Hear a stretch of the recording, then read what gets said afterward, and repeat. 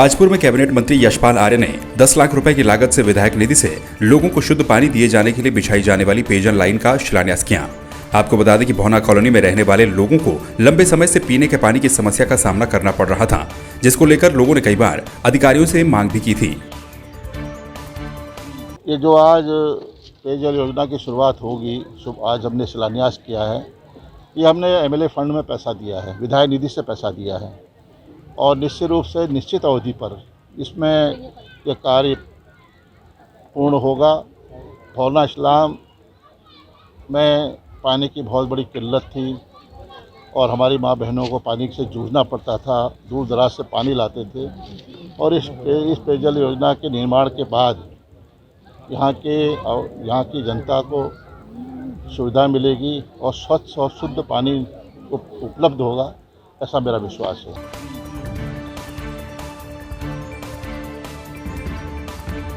काशीपुर में अवैध रूप से बन रही कॉलोनियों पर प्रशासन का कोई अंकुश नहीं है। धड़ल्ले से अवैध कॉलोनियां बनाई जा रही हैं और प्रशासन सिर्फ नोटिस भेजकर मामले से पल्ला झाड़ रहा है। फिर जांच के नाम पर फाइलें सरकारी दफ्तरों में धूल फांकती रहती हैं। अवैध कॉलोनियों पर कई बार नोटिस भी जारी हुआ, लेकिन अवैध निर्माण कार्य की गति थमने का नाम नहीं ले रही है। काशीपुर क्षेत्र के अंदर तथाकथित प्रॉपर्टी डीलरों का यहाँ पर जाल सा फैल गया है। नए प्रॉपर्टी डीलर आकर हमारे क्षेत्र की जनता को गुमराह करके नदियों और नालों के किनारे अवैध कॉलोनी काटकर प्रशासन को करोड़ों रुपए के राजस्व का चूना लगा रहे हैं। प्रशासन को चाहिए कि इनके खिलाफ एक मजबूत टीम और कमेटी का गठन करे और इनके खिलाफ जांच करके इनसे राजस्व की वसूली करे। उत्तराखंड सरकार को भी चाहिए कि ऐसे निकम्मे अधिकारियों के खिलाफ जो इन तथाकथित भूमाफियाओं के साथ मिलीभगत करके सरकार को करोड़ों रुपए का राजस्व का चूना लगा रहे हैं, उनके खिलाफ भी कठोर कार्रवाई करते हुए उनको संज्ञान में ले और समय आने पर ऐसे अधिकारियों को जेल की सलाखों के पीछे डाल दे।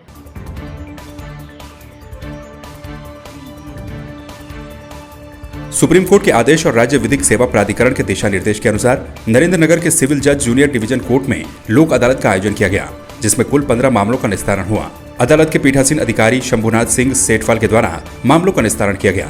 इस दौरान अधिवक्ता विकास उनियाल और अरविंद बहुगुणा मौजूद रहे। राष्ट्रीय लोक अदालत का आयोजन नरेंद्र जिले की नरेंद्र तहसील में कराया जा रहा है। यह लोक अदालत आज राष्ट्रीय लोक अदालत के कहने पे कराई जा रही है। इसमें हाई कोर्ट के भी दिशा निर्देशानुसार लोक अदालत कराई जा रही है। इस लोक अदालत में आज नरेंद्र में जो समनीय मामले होते हैं, जैसे दो पक्षकार जिसमें आपस में मिल बैठ के मुकदमे तय कर सकते हैं, उन मुकदमों को आज रखा गया है। अब तक 4-5 मुकदमे निपट चुके हैं और शाम के 5 बजे तक लोक अदालत चलेगी। और मेरे यहाँ से 2019 से केस चल रहा है पैसे के उसमें, और आज लोक अदालत ने फैसला क्लियर कर दिया, कंप्रोमाइज़ हो चुका है और उसमें वो पैसे ले चुके हो? पैसे ले चुके हैं।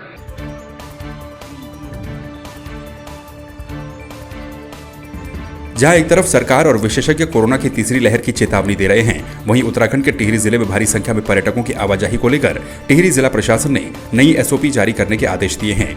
जो भी पर्यटक टिहरी जिले के धनौल्टी, कैंपटी फॉल, टिहरी झील और अन्य पर्यटक स्थलों पर आ रहे हैं, वो अपने साथ RT-PCR नेगेटिव रिपोर्ट लेकर के आएंगे।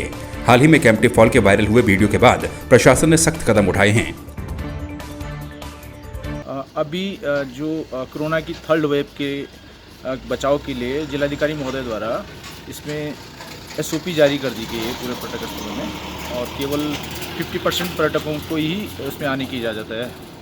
और जैसे कैंपटी में बहुत भीड़ बढ़ रही थी और जो अदर टूरिस्ट प्लेस हैं हमारे, उन जगहों में जिलाधिकारी महोदय द्वारा पुलिस के माध्यम से बैरियर लगा के केवल 50% ही टूरिस्टों को उस एरिया में जाने की इजाज़त है। और रेंडम सैम्पलिंग हो गया, मास्क पहनना हो गया, इसके अलावा सैनिटाइजर का प्रयोग करना, इसके लिए अवेयरनेस किया जा रहा है। टिहरी गढ़वाल में कुल 13 चेक पोस्ट स्थापित किए गए और जो भी पर्यटक हमारे जनपद में प्रवेश कर रहे हैं वो नेगेटिव RT-PCR रिपोर्ट लेने के बाद ही प्रवेश कर रहे हैं। और कैंपटी फॉल में कुछ भीड़ की शिकायतें सामने आ रही थी, तो प्रशासन की तरफ से 50 पर्यटकों की अपर लिमिट इसमें लगाई जा चुकी है और 50 से अधिक पर्यटक एक बार में कैंपटी फॉल में प्रवेश नहीं ले पाएंगे और आधे घंटे की अवधि के लिए ये प्रवेश अनुमन्य होगा। आधे घंटे के बाद हूटर के माध्यम से उन सभी को इवैक्यूएट किया जाएगा। उसके बाद फिर नेक्स्ट बैच वहाँ पे प्रवेश करके स्नान कर पाएगा। इस व्यवस्था से सामाजिक दूरी का पालन करना आसान होगा और भीड़ भाड़ के संक्रमण से हम बचाव पाने में सफलता प्राप्त कर सकेंगे।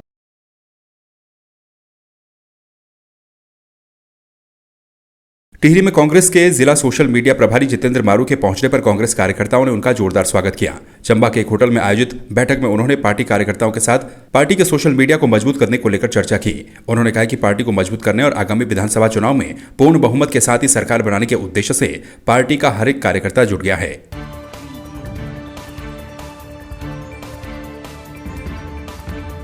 टिहरी जिले के नरेंद्रनगर ब्लॉक मुख्यालय फकोट में ग्राम प्रधानों का धरना, प्रदर्शन और तालाबंदी जारी है। प्रधानों ने अपनी मांगों को लेकर नारेबाजी कर प्रदर्शन किया। प्रधानों ने यह निर्णय लिया कि अगर सरकार के द्वारा उनकी मांगे नहीं मानी गई तो सभी प्रधान अपने मुख्यालय में मोहर जमा करवा देंगे, जिससे कि सभी विकास कार्य बाधित हो जाएंगे। आज विकासखंड मुख्यालय में समस्त प्रधानगणों के द्वारा 1 जुलाई से और 10 जुलाई तक जो अपनी 12 सूत्रीय मांगों को लेकर के धरना प्रदर्शन किया गया था, सरकार का कोई भी नुमाइंदा हम लोगों के बीच में आने की किसी ने कोई जहमत नहीं उठाई। इसके कारण हम लोगों ने यह निर्णय लिया है, हमारे प्रधान संगठन ने पते से उठे निर्णय लिया है कि हम लोग परसों 12 तारीख को विकास भवन नई टिहरी में तालाबंदी करेंगे, धरना प्रदर्शन करेंगे और वहाँ पर भी हमारी मांगों का अगर सकारात्मक कोई हल नहीं निकलता है तो हमें मजबूरन होकर पूरे प्रदेश स्तर पे प्रधानों के पास जो सरकार का हमें एक स्टैम्प मिला हुआ है, हम जाके अपने अपने विकासखंड मुख्यालय में उनको जमा कर देंगे। नरेंद्रनगर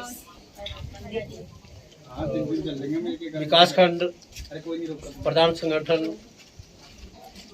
1 तारीख से 10 तारीख तक लगातार यहाँ पर धरना प्रदर्शन जारी रखा हुआ है और प्रशासन तथा जिला प्रशासन और उप जिला प्रशासन कोई भी यहाँ पर वार्ता के लिए नहीं आया। इसलिए हम लोगों ने निर्णय लिया है कि हम 12 तारीख को जिला मुख्यालय में मुख्य विकास अधिकारी महोदय के कार्यालय में जाएंगे और वहाँ पर धरना प्रदर्शन करेंगे।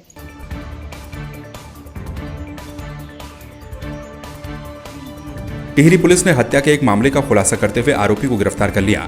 वरिष्ठ पुलिस अधीक्षक तृप्ति भट्ट ने बताया कि जिले के थाना हिंडोलाखाल क्षेत्र के ग्राम काफुलधार में 75 वर्षीय वृद्ध महिला की हत्या के मामले में वीरेंद्र सिंह पवार के नाम के आरोपी को गिरफ्तार कर लिया गया है। उन्होंने बताया कि आरोपी और मृतका के बीच मामूली रूप से विवाद हुआ था, जिसके बाद आरोपी ने मृतका को धक्का दे दिया, जिससे वृद्धा की मौत हो गई। ये इन्होंने बताया है कि इन्होंने मृतका के घर पे जाके शराब के साथ पानी पीने की मांग करी और पानी की चूँकि किल्लत रहती है उस क्षेत्र में, महिला स्वयं पानी की कमी से जूझती थी, गांव वाले ही उनको पानी देके जाते थे, तो इस पर इनका कुछ विवाद हो गया और शराब के नशे में इन्होंने धक्का दिया जिससे उनके सिर पे चोट आई और काफ़ी खून बहा।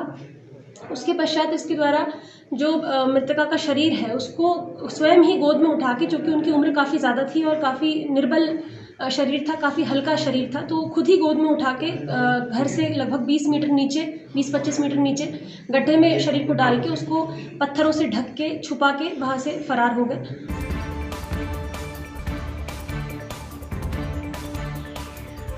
प्रकृति प्रेमियों के लिए एक अच्छी खबर है। केदारनाथ में स्थापित ब्रह्म वाटिका में ब्रह्मकमल खिलना शुरू हो गया है, जबकि कई पौधों पर इस सप्ताह में और भी ब्रह्मकमल खिल जाएंगे। आपको बता दें कि साल 2017 में पुलिस ने केदारपुरी में ब्रह्मकमल उगाने की पहल की थी। प्रधानमंत्री नरेंद्र मोदी के केदारनाथ पुनर्निर्माण ड्रीम प्रोजेक्ट में ब्रह्म वाटिका भी शामिल है। केदारनाथ वन्यजीव प्रभाग की ओर से मंदाकिनी नदी के दूसरी तरफ ध्यान गुफा के समीप ब्रह्मकमल के उत्पादन के लिए 2 प्लॉट और भैरवनाथ मंदिर के पास 1 प्लॉट तैयार किया गया है। केदारनाथ धाम में केदारनाथ वन्यजीव प्रभाग द्वारा वर्ष 2020 में ब्रह्मकमल वाटिका की स्थापना की गई थी, जिसमें एक नर्सरी निर्माण और 3 प्लॉट्स 1 हेक्टेयर ईच के जो है एस्टैब्लिश किए गए थे, जिसमें ब्रह्मकमल की पौध का जो है वो रोपण किया गया था। इस वर्ष ब्रह्मकमल की पौध जो है वो एस्टैब्लिश हो गई है और जो है 3 प्लॉट्स में से 1 प्लॉट में ब्रह्मकमल की जो है वो फ्लावरिंग भी जो है हो गई है और आने वाले समय में और भी ब्रह्मकमल के जो प्लांट्स हैं उनमें भी फ्लावरिंग की जो है वो उम्मीद जताई गई है।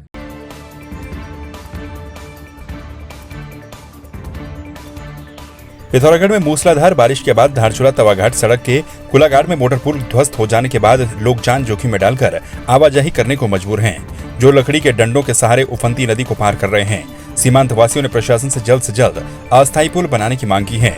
वहीं मुंसियारी मोटर मार्ग भी शेराघाट के पास भारी मात्रा में मलबा आने से बंद हो गया। दिनांक 7 जुलाई 2021 की रात्रि में धारचूला के ऊपरी उच्च हिमालयी क्षेत्र में भारी बारिश होने से हमारा जो पिथौरागढ़ से गुंजी मार्ग है वो तवा घाट से पहले पुलाघाट नामक स्थान पर वहाँ आरसीसी का पुल तेज़ बारिश की वजह से बह गया है और जिससे ये महत्वपूर्ण राजमार्ग जो है बंद हो गया है। बीआरओ के जो अधिकारी गण हैं उन्हें सुबह ही खबर कर दी गई थी।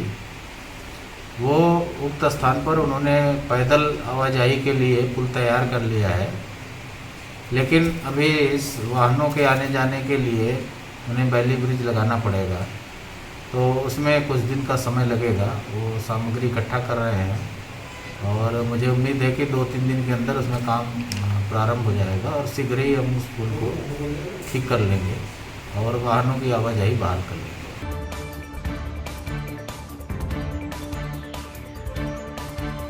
सोशल मीडिया में रुद्रपुर का एक वीडियो जमकर वायरल हो रहा है। इसमें इमरान नाम के युवक को कुछ लोग पीटते हुए नजर आ रहे हैं।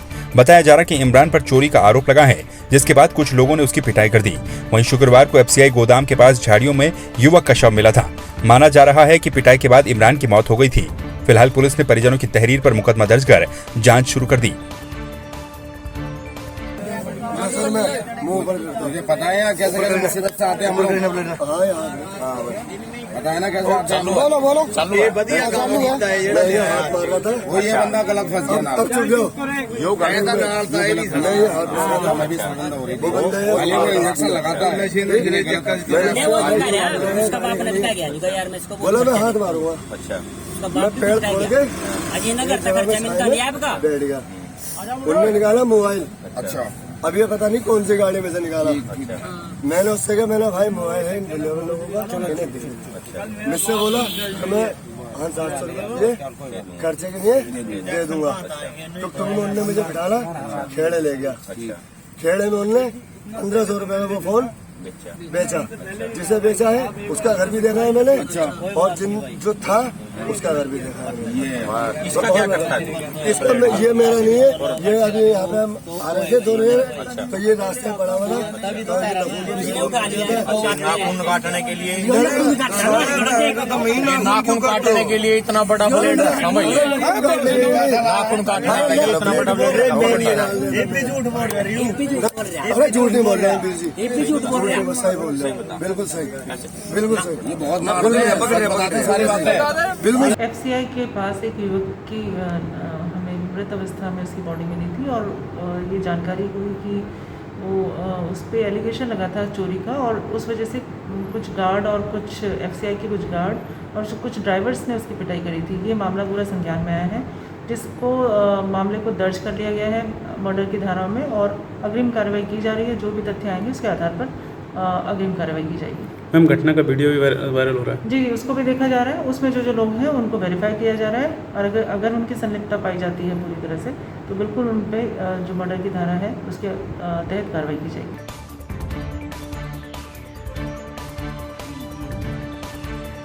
भू कानून की मांग पहाड़ों में भी उठने लगी है। भू माफिया पहाड़ों में भी अपना आधिपत्य जमा चुके हैं। उसके लिए लोगों के द्वारा भू कानून की मांग बढ़ने लगी है, जबकि स्थानीय लोग रोजगार के लिए दर-दर की ठोकर खाने को मजबूर हैं। भू कानून बनने से भू माफियाओं पर अंकुश लगेगा। इस मामले में स्थानीय लोगों ने भी भू कानून बनाए जाने को लेकर अपना मत रखा। भू कानून के बारे में जो भ्रांतियां पूर्व से चली आ रही हैं, पहले हमारे माननीय मुख्यमंत्री भुवन चंद्र कनौर जी ने जिस प्रकार से इस कानून को लागू किया था, बाद में इसमें शिथिलता दी गई। मैं अवश्य चाहूँगा कि इस भू कानून सुधार में अवश्य सुधार करने की आवश्यकता है और इसको समझ करके सरकार अवश्य ही उत्तराखंड में जिस प्रकार से भूमि माफियाओं का जिस प्रकार से पूर्ण रूप से आधिपत्य होने जा रहा है, उसमें कहीं न कहीं इस कानून को अवश्य ही मजबूत बनाना चाहिए। हमने तो शुरुआत में ही कहा कि इस राज्य की जो जंगल है, पानी है, भूमि है, उस पर यहाँ की जनता के बुनियादी अधिकार होने चाहिए। ये बुनियादी सवाल थे इस राज्य के बनने के।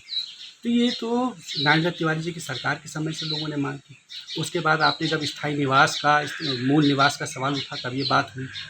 निश्चित तौर पर भू कानून होना चाहिए राज्य का, कि राज्य के बाहर के लोगों को यहाँ की भूमि को हड़पने का, उसकी जो बेतहाशा लूट चल रही है भू माफियाओं के द्वारा, उस पर रोक लगनी चाहिए।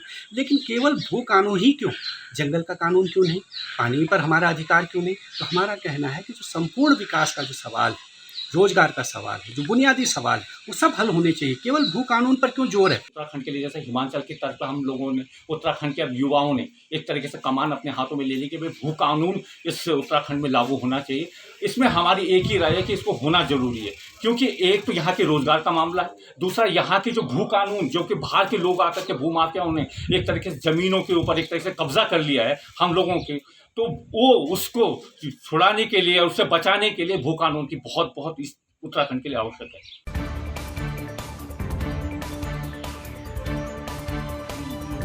गदरपुर से लगातार हो रही वाहन चोरी पर गदरपुर पुलिस को बड़ी सफलता मिली है। पुलिस क्षेत्राधिकारी वंदना वर्मा ने प्रेस वार्ता करके बताया कि गदरपुर थाना परिसर के गेट से 10 मीटर की दूरी पर हुए वाहन चोरी की घटना के आरोपियों को गदरपुर पुलिस ने पकड़ लिया है और जेल भेज दिया है। हम लोगों ने अपनी एक टीम गठित करी और अपने शेष वाहनों की रिकवरी के लिए अपनी सुरागसी पतारसी जारी करते हुए इस मामले की और खोजबीन करी। तो इसमें 4 मुकदमों में पूर्व से वांछित हमारा एक अभियुक्त सुखविंदर सुक्खा और उसी का एक साथी रविंदर उर्फ रवि, इसकी हमने गिरफ्तारी की है। इनके पास से एक स्कूटी और एक मोटरसाइकिल बरामद हुई है और साथ ही सुखविंदर सुक्खा के पास से एक तमंचा 315 बोर मय 2 जिंदा कारतूस बरामद हुआ है।